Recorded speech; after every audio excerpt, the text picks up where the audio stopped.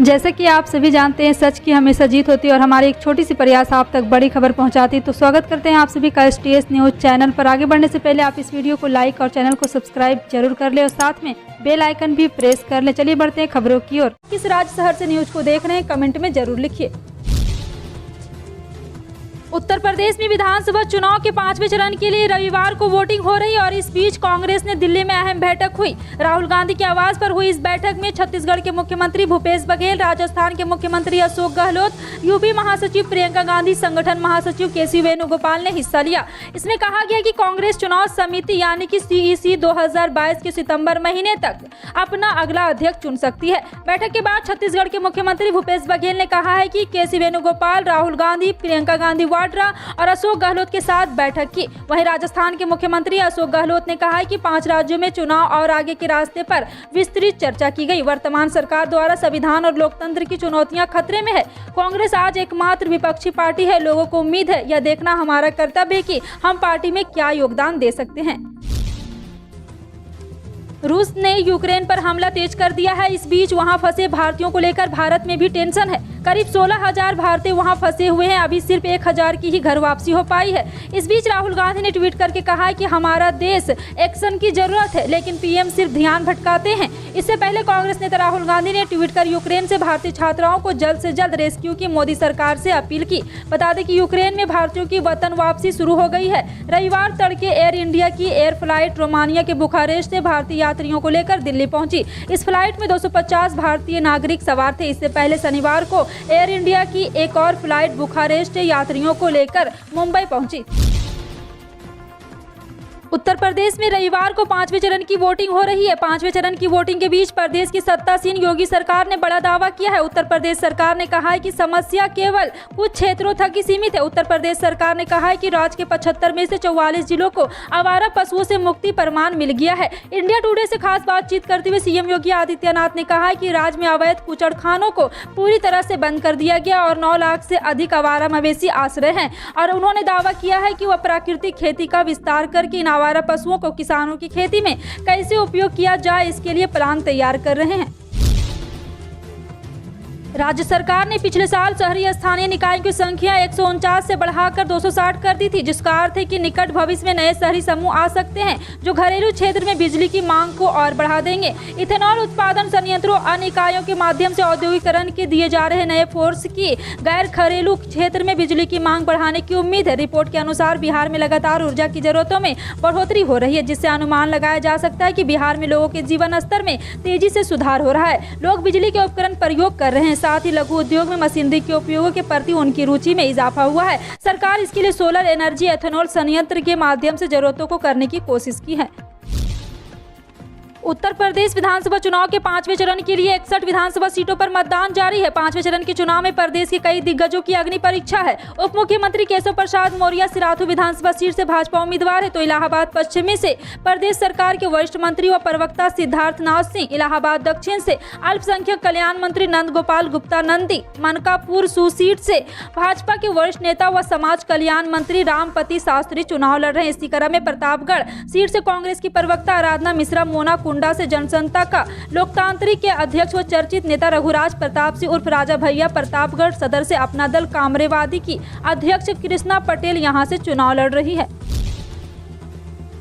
5 साल सत्ता से बाहर रहने के बाद देवरिया, गोरखपुर और कुशीनगर पहुंचे अखिलेश यादव ने साइकिल को जिताने की अपील की। अखिलेश यादव ने यहां सपा गठबंधन प्रत्याशियों के लिए वोट मांगे। अखिलेश यादव ने इस दौरान पिछले 5 साल में भाजपा सरकार में हुए कामकाजों का जिक्र करते हुए CM योगी पर खूब बरसे। साथ ही सपा सरकार बनने पर लोगों को 300 यूनिट फ्री बिजली देने के साथ ही कई बड़ी घोषणाएं भी की है। कुशीनगर जिले को हाटा विधानसभा क्षेत्र से सपा के मंच से जनता को संबोधित करते हुए सपा प्रमुख अखिलेश यादव ने कहा, जबकि सपा ने 300 यूनिट बिजली फ्री देने का वादा किया है, तब से भाजपा वालों का ट्रांसफार्मर फूंक गया है।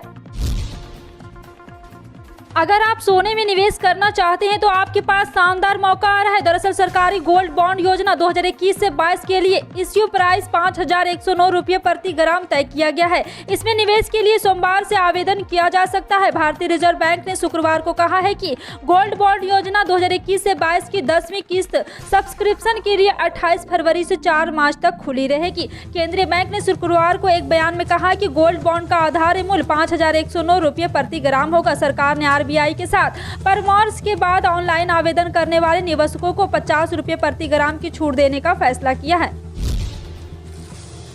राहुल गांधी ने कभी नहीं कहा कि मशीन में आलू डालो 16 निकलेगा। यह भाजपा का दुष्प्रचार है। भाजपा और आरएसएस वाले कांग्रेस नेता राहुल गांधी की क्लिप को बदलते हैं, उनके भाषण को इस तरह से परोसते हैं जो मजाकिया बन जाए। अब आपको यह समझाना होगा कि भाजपा कैसे राहुल गांधी की क्लिप बदलती है और उनके बयानों को तोड़ मरोड़ कर पेश करती है। यह बात कांग्रेस के 2 दिवसीय प्रशिक्षण शिविर में बाहर से आई 3 दिवसीय टीम ने कांग्रेस कार्यकर्ताओं को समझाई। प्रशिक्षण कार्यक्रम के दौरान कार्यकर्ताओं को राहुल गांधी के उन तमाम भाषणों की क्लिपें दिखाई गई जिन्हें तोड़ मरोड़ कर मजाकिया अंदाज में पेश किया गया। कार्यक्रम के दौरान कांग्रेस नेताओं ने भाजपा के दुष्प्रचार की जानकारी आम आदमी तक पहुंचाने के लिए कार्यकर्ताओं को जिम्मेदारी दी। कार्यकर्ताओं को सोशल मीडिया की पोस्ट के जवाब देने के लिए भी प्रशिक्षित किया गया।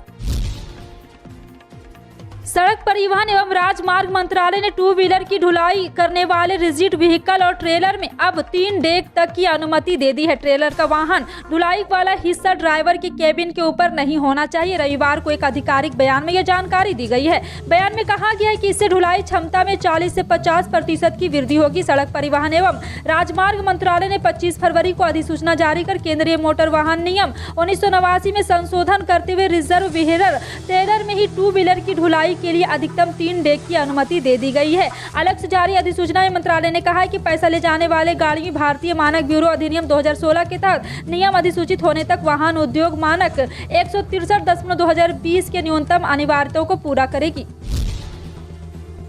उत्तर प्रदेश विधानसभा चुनाव 2022 के छठे चरण के मतदान से पहले सियासी सरगर्मियां तेज हो गई है। भाजपा, समाजवादी पार्टी, कांग्रेस समेत प्रदेश के सभी सियासी दल के स्टार प्रचारक मतदाताओं को रिझाने के लिए पूर्वांचल में लगातार रैली और जनसभाओं को संबोधित कर रहे हैं। इसी कड़ी में मध्य प्रदेश के मुख्यमंत्री शिवराज सिंह चौहान रविवार को मऊ जिले के अलग अलग विधानसभा क्षेत्रों में सभाएं की। शिवराज सिंह चौहान ने इस दौरान अखिलेश यादव पर जमकर निशाना साधा। उन्होंने कहा कि अखिलेश यादव इस युग के औरंगजेब है जिनको सिर्फ दंगा करवाना आता है। शिवराज सिंह चौहान ने जनसभा में प्रधानमंत्री नरेंद्र मोदी और यूपी के मुख्यमंत्री योगी आदित्यनाथ को भगवान का अवतार बताया है। शिवराज सिंह चौहान ने मऊ जिले में एक जनसभा को संबोधित करते हुए कहा कि गीता में भगवान ने जो कहा था जब जब उनकी जरूरत पड़ेगी वो अवतार लेंगे। जब देश के उत्थान के लिए मोदी योगी अवतार ले चुके हैं।